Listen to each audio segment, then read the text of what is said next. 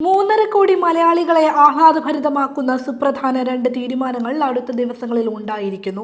കേരളത്തിന്റെ ഭരണനിർവഹണവും നിയമനിർമ്മാണവും പൂർണ്ണമായും മാതൃഭാഷയായ മലയാളത്തിലേക്ക് മാറ്റുന്നതിനുള്ള ചരിത്രപരമായ 2025 മലയാള ഭാഷാ നിയമം പ്രാബല്യത്തിൽ വന്നു എന്നതാണ് അതിലൊന്ന്. ദീർഘകാലമായി ആവശ്യപ്പെടുന്ന സംസ്ഥാനത്തിന്റെ പേര് ഭരണഘടനയിൽ കേരളം എന്നാക്കണമെന്ന ആവശ്യം കേന്ദ്രം അംഗീകരിച്ചിരിക്കുന്നുവെന്നതാണ് രണ്ടാമത്തേത്. കേരളത്തിന്റെ ഭരണനിർവഹണവും നിയമനിർമ്മാണവും പൂർണ്ണമായും മലയാളത്തിലേക്ക് മാറ്റുന്നതിനുള്ളതാണ് മലയാള ഭാഷാ നിയമം. ഭരണനിർവഹണം ജനങ്ങൾക്ക് കൂടുതൽ എളുപ്പത്തിൽ പ്രാപ്യമാക്കുന്നതിന് ഈ നിയമം സുപ്രധാന പങ്ക് വഹിക്കുന്നതായിരിക്കും. നിയമസഭയിൽ അവതരിപ്പിക്കുന്ന ബില്ലുകൾ, പാസാക്കുന്ന നിയമങ്ങൾ, ഓർഡിനൻസുകൾ, സർക്കാർ ഉത്തരവുകൾ എന്നിവയെല്ലാം ഇനി മലയാളത്തിലാകും. ഇവയോടൊപ്പം ഇംഗ്ലീഷ് പരിഭാഷയും പ്രസിദ്ധീകരിക്കും. ഹൈക്കോടതിയുടെ അനുമതിയോടെ ജില്ലാ കോടതികൾ വരെയുള്ള നടപടികളും വിധിന്യായങ്ങളും ഘട്ടം ഘട്ടമായി മലയാളത്തിലാക്കും. സർക്കാരിന് കീഴിലുള്ള എല്ലാ അർദ്ധ ജുഡീഷ്യൽ സ്ഥാപനങ്ങളുടെയും ഉത്തരവുകൾ മലയാളത്തിലാക്കും.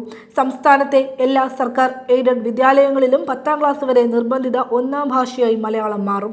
വിവരസാങ്കേതിക രംഗത്ത് മലയാള ഭാഷയുടെ ഉപയോഗം കാര്യക്ഷമമാക്കുന്നതിനായി സ്വതന്ത്ര സോഫ്റ്റ്വെയറുകളും അനുബന്ധ സംവിധാനങ്ങളും വികസിപ്പിക്കേണ്ടതും നിർണ്ണയിക്കപ്പെടാവുന്ന രീതിയിൽ അതിനുവേണ്ടിയുള്ള നടപടികൾ സ്വീകരിക്കേണ്ടതുമാണ് എന്നുള്ളതാണ് നിയമത്തെ കൂടുതൽ ശ്രദ്ധേയമാക്കുന്നത്.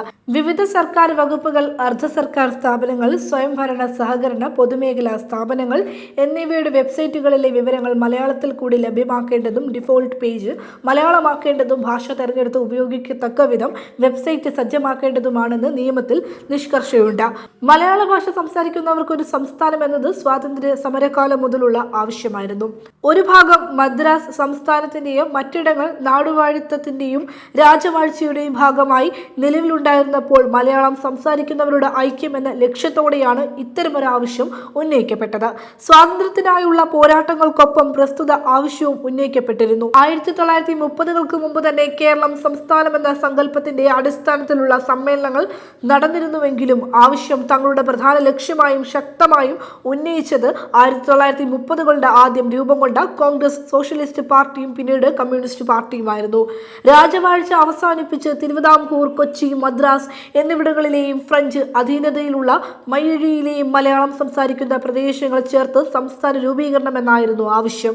ഐക്യ കേരള രൂപീകരണം എന്നത് 1945-46 തെരഞ്ഞെടുപ്പ് വിഷയമായും CPI ഉന്നയിച്ചിരുന്നു. സ്വാതന്ത്ര്യാനന്തരവും ഭാഷാടിസ്ഥാനത്തിലുള്ള സംസ്ഥാന രൂപീകരണം എന്ന ആവശ്യം കമ്മ്യൂണിസ്റ്റ് പാർട്ടി ആവർത്തിച്ചു കൊണ്ടിരുന്നു. ഇതിന്റെ ഫലമായാണ് 1956 നവംബർ 1 ഭാഷാടിസ്ഥാനത്തിലുള്ള സംസ്ഥാന രൂപീകരണത്തിന് കേന്ദ്രം തീരുമാനിക്കുന്നതും മലയാള ഭാഷ സംസാരിക്കുന്നവർക്കായി കേരളം രൂപീകരിക്കപ്പെടുന്നതും. പക്ഷേ ഭരണഘടനയിൽ ആംഗലേയ ചുവയുള്ള കേരള എന്ന പേരാണ് ഉൾപ്പെടുത്തിയതെന്നത് പോരായ്മയായിരുന്നു.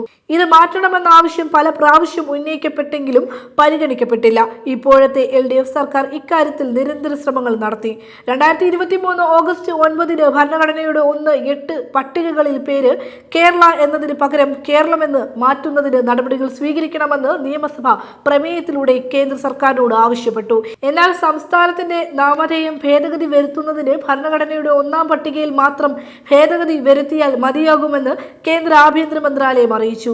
ഇതിന്റെ അടിസ്ഥാനത്തിൽ പ്രമേയം 2024 ജൂണിൽ നിയമസഭ വീണ്ടും അംഗീകരിക്കുകയും കേന്ദ്രത്തിന് അയക്കുകയും ചെയ്തു. ഇതേ ആവശ്യം CPI നേതാവ് P. സന്തോഷ് കുമാർ 2024 ജൂലൈ 22 രാജ്യസഭയിൽ പ്രത്യേക പരാമർശത്തിലൂടെയും ഉന്നയിക്കുകയുണ്ടായി.